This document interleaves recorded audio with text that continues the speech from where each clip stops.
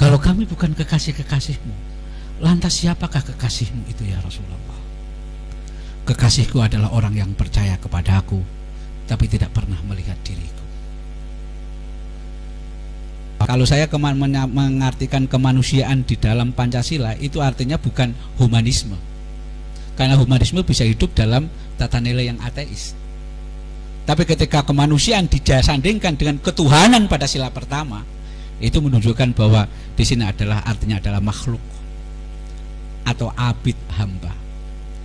Maka kita bekerja untuk kemanusiaan itu sendiri, sebenarnya kita bekerja untuk Tuhan dalam pekerjaan itu.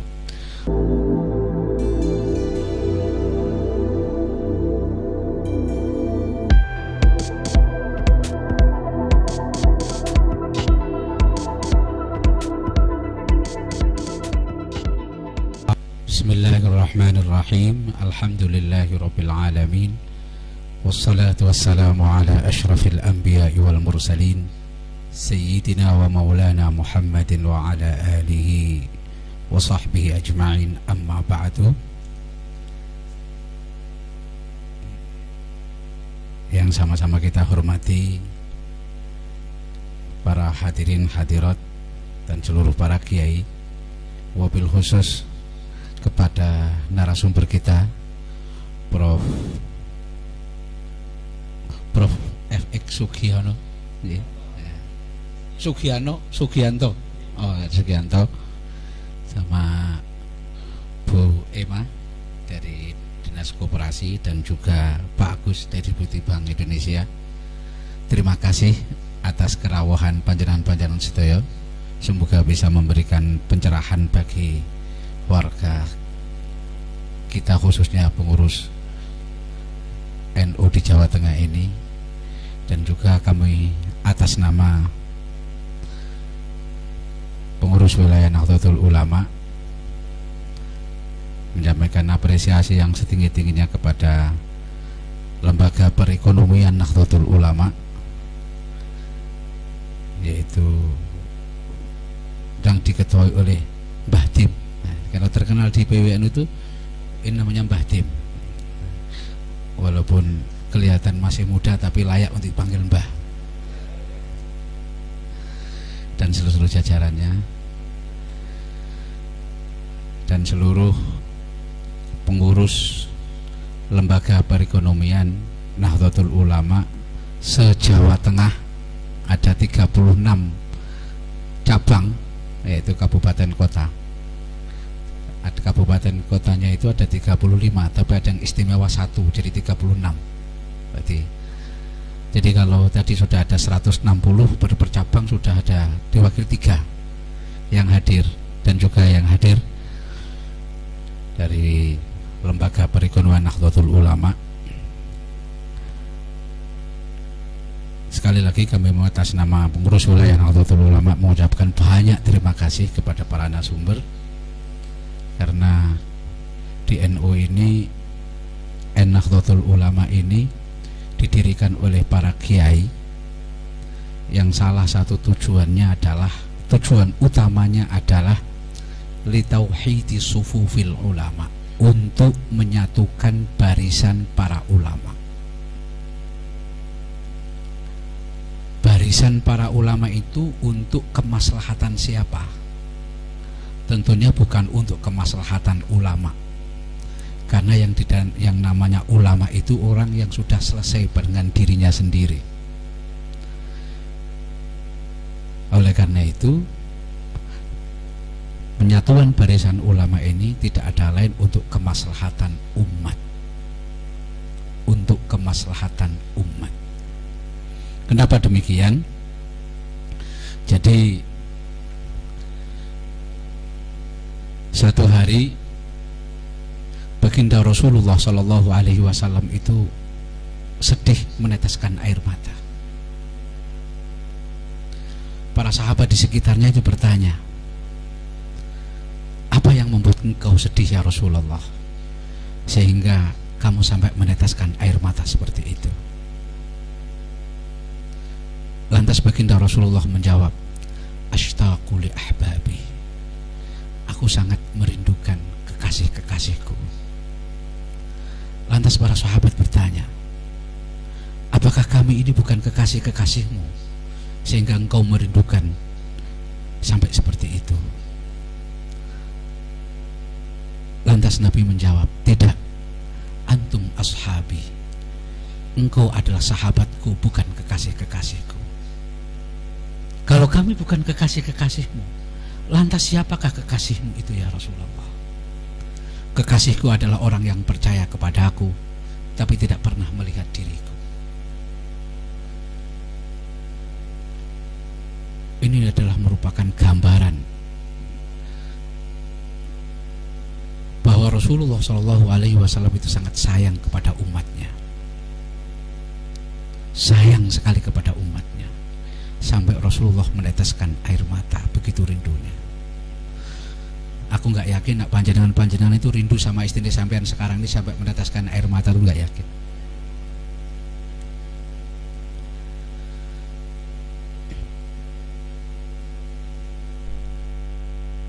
Bahwa hatinya Rasulullah itu ada pada umatnya, manahipun Rasulullah itu ada pada umatnya. Makanya orang yang menyakiti hatinya Rasulullah, menyakiti umatnya Rasulullah, itu sama dengan menyakiti hatinya Rasulullah itu sendiri. Sampai Rasulullah ngetika, laisa minna, tidak termasuk golonganku, tidak termasuk umatku, man lam yahtam bi amril muslimin, orang yang tidak peduli dengan nasibnya umatnya Rasulullah. Tidak peduli saja diancam oleh Rasulullah, laisa minna, tidak termasuk golonganku, tidak termasuk umatku, apalagi menyakiti, apalagi mendalimi, meninggalkan, tidak open, orang ngopeni umat Kanjeng Nabi aja Rasulullah sudah menyakiti hatinya Rasulullah. Di antaranya karena itulah kemudian para ulama membariskan untuk siapa? Untuk memuliakan umatnya Rasulullah Shallallahu Alaihi Wasallam. Makanya orang yang tidak peduli dengan umatnya Rasulullah, umat manusia ini, ya sama dengan tidak peduli dengan hatinya Rasulullah Shallallahu Alaihi Wasallam. Oleh karena itu Nahdlatul Ulama ini didirikan sejak awal. Kalau kita kembali kepada sebelum berdirinya Nahdlatul Ulama, sebelum menjadi embrio dari berdirinya Nahdlatul Ulama adalah Nahdlatul Tujar, kebangkitan para pedagang. Yang dipikir pertama kali adalah ekonomi, karena ekonomi dan monopoli yang dilakukan oleh para penjajah. Nahdlatul Tujar sebelum yang menjadi embrio dari berdirinya Nahdlatul Ulama. Makanya di Nahdlatul Ulama ini ada 18 lembaga. Ada lembaga pendidikan, lembaga perekonomian, lembaga badan hukum, lembaga amil zakat.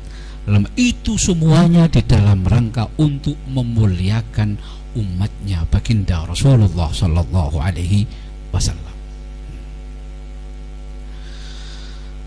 Untuk memuliakan umatnya baginda Rasulullah Sallallahu Alaihi Wasallam. Jadi Nahdlatul Ulama itu berdiri bukan untuk kemaslahatan pengurusnya, bukan untuk kemaslahatan jamiahnya, tapi yang paling utama adalah untuk kemaslahatan jamaahnya, anggotanya, masyarakatnya.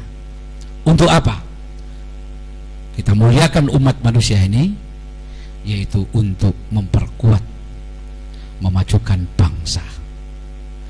Insya Allah kalau warga Nahdliyin di Indonesia ini kuat, negara otomatis kuat, karena memang mayoritas negara ini adalah warga Nahdliyin. Kalau negara ini kuat, maka negara ini akan bisa memengaruhi di dalam peradaban dunia, yang itulah yang menjadi tugas kenabian, yaitu rahmat bagi semesta. Rahmat bagi semesta. Beberapa waktu lalu itu saya didatangi oleh Intel Polda. Pak Gus, kita itu kesulitan untuk menjawab. Sekarang ini orang pada mengatakan kita harus jihad di Palestina dan di mana-mana. Padahal hadisnya baginda Rasulullah itu laisa minna man lam yahtam bi amril muslimin. Sementara orang tidak termasuk golonganku orang yang tidak peduli dengan nasibnya orang, teman-teman dan saudara-saudaranya. Sementara di Palestina sana dibantai, sementara kita diam-diam saja. Apakah ini termasuk menjadi akhlak jadi seorang muslim, pribadi seorang muslim? Saya jawab begini, justru kita memperkuat bangsa kita, memperbaiki warga kita, itu di dalam rangka untuk memperkuat kemajuan bangsa. Kalau negara kita kuat, ekonomi kuat, politik kuat, teknologi kuat, insya Allah kita pasti akan bisa mempengaruhi terhadap kebijakan dunia.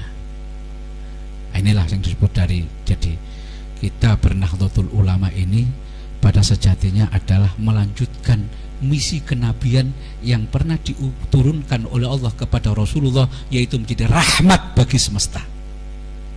Rahmat dengan jenjang melakukan pemberdayaan dan penguatan terhadap warga Nahdien melalui 18 lembaga yang kita miliki. Di antara adalah lembaga perekonomian ini. Untuk apa? Untuk memajukan bangsa. Untuk apa? Untuk memberikan rahmat bagi semesta. Dan itu semuanya tidak akan mungkin memajukan itu tanpa ada sebuah kemandirian ini. Oleh karena itu kami sangat terima kasih kepada para narasumber kita yang ini menunjukkan bahwa kita akan menerima masukan-masukan dari mana saja, dari akademisi, dari pemerintahan, dari bank, juga nanti dari anggota legislatif kita. Semuanya akan kita terima karena kita punya cita-cita yang sama, yaitu menciptakan menjadi rahmat bagi semesta. Ketika orang tidak bisa memposisikan diri, punya visi untuk menjadi rahmat bagi semesta, itu saya kira itu berarti dalam dirinya belum ada rasa ketuhanan yang Maha Esa. Kalau kita itu merasakan, meyakini bahwa adanya Tuhan, Allah sebagai Tuhan kita, tidak hanya meyakini, tapi menyadari, bahkan sampai mencintai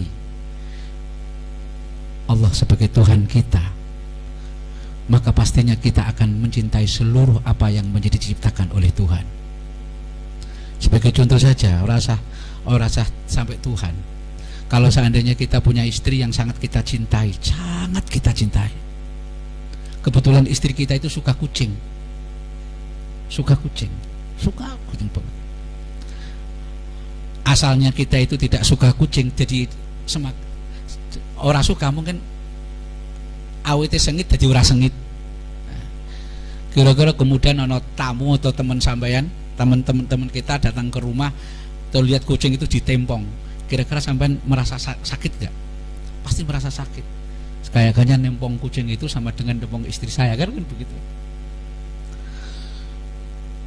Nah, kalau seandainya kita sudah merasa sebagai orang yang beriman kepada Tuhan, tentunya juga harus mulai ada rasa cinta terhadap ciptaan-ciptaan Tuhan. Karena orang yang membenci ciptaan Tuhan, dia sampai dengan membenci Tuhan itu sendiri. Maka sebenarnya perkhidmatan kita terhadap umat itu merupakan perwujudan atas kecintaan kita terhadap Tuhan. Makanya saya sangat setuju bahwa sila pertama dan sila kedua, yang pertama adalah ketuhanan, yang kedua adalah kemanusiaan. Kalau kemanusiaan, kalau saya mengartikan kemanusiaan di dalam Pancasila, itu artinya bukan humanisme, karena humanisme bisa hidup dalam tata nilai yang ateis. Tapi ketika kemanusiaan disandingkan dengan ketuhanan pada sila pertama, itu menunjukkan bahwa di sini artinya adalah makhluk atau abid, hamba.